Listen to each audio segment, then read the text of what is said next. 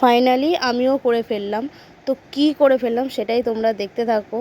তো আমি এখন আছি চন্দননগর স্টেশনে 1 নম্বর প্ল্যাটফর্মে দাঁড়িয়েছিলাম। তো কিছুক্ষণ পরে অ্যানাউন্স করলো যে 2 নম্বরে ট্রেন দিয়েছে। তো এখন আমরা তাড়াহুড়ো করে যাচ্ছি এই 2 নম্বর প্ল্যাটফর্মে ট্রেন ধরবো বলে। তো সাথে আমার শুধু ছেলে আছে, আমি আর ছেলেই বেরিয়েছি। তো ছেলেকে বলছি একটু ক্যামেরা ধরে আমার ভিডিওটা করে দে না, সে কিছুতেই করে দেবে না, জানো না। সে অনেক বলার পরে জাস্ট একটুখানি দেখতেই পেলে আমাকে দেখালো, ওইটুকুই ভিডিওটা করে দিয়েছে। মানে ও খুব লজ্জা পায় লোকের সামনে। তো দেখো বলতে বলতে আবার ট্রেনও চলে এসছে। তো এখন আমরা ট্রেনে উঠবো। তো আমার ছেলে বারবার বলছে ফোনটা বন্ধ করো, ট্রেন এসে গেছে। তো এই দেখো আমাদের ট্রেন তো ঢুকে পড়লো।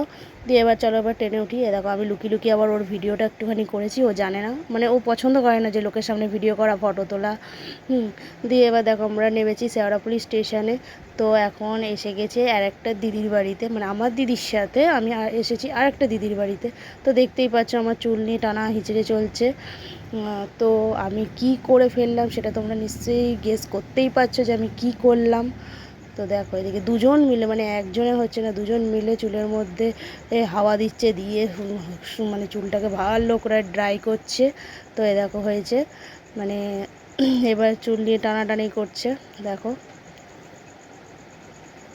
দেখো এবার এই দুটো দিদি মিলে মনে স্ট্রেটনার দিয়ে ভালো করে ঘষে দেখেছো ধোয়া বেরোচ্ছে, কতটা গরম হয়েছে। দিয়ে দেখো চুলটাকে কি সুন্দর করবে। তো এই ভিডিওটা আমার দিদি করে দিচ্ছে।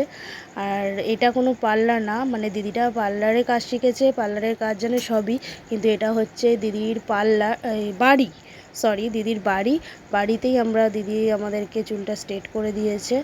তো দেখো এই দেখো এক সাইডটা হয়েছে, কি সুন্দর দেখতে লাগছে। আমার তো আগে চুল তোমরা ভিডিওতে দেখেইছো, মানে খুবই জঘন্য, খুবই বাজে। যারা দেখেছো তারা তো জানো যে আমার চুলটা কীরকম। তো এখন কীরকম মানে করছি, কীরকম লাগছে আমাকে, সেটাই তোমরা কমেন্ট করে অতি অবশ্যই জানাবে যে আমাকে চুল স্মুথ করে কেমন লাগলো।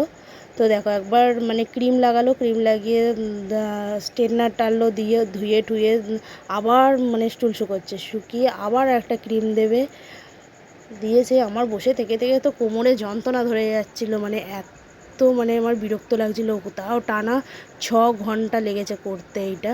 তো এই দেখো এটা আমার ফাইনালি চুল হয়ে গেছে। তো কেমন লাগছে অতি অবশ্যই তোমরা কিন্তু কমেন্ট করে জানাবে। তো আমি একটু সবার মতো চুলটাকে নাড়িয়ে চাড়িয়ে একটু স্টাইল মেনে নিলাম। দেখো তো সামনেটা কেমন লাগছে, দেখো দেখো ঘুরিয়ে ফিরিয়ে চারিদিক দেখাচ্ছি তোমাদেরকে। তো আজ ভিডিও এই পর্যন্ত, আবার নেক্সট ভিডিওতে দেখা হবে। Tata bye.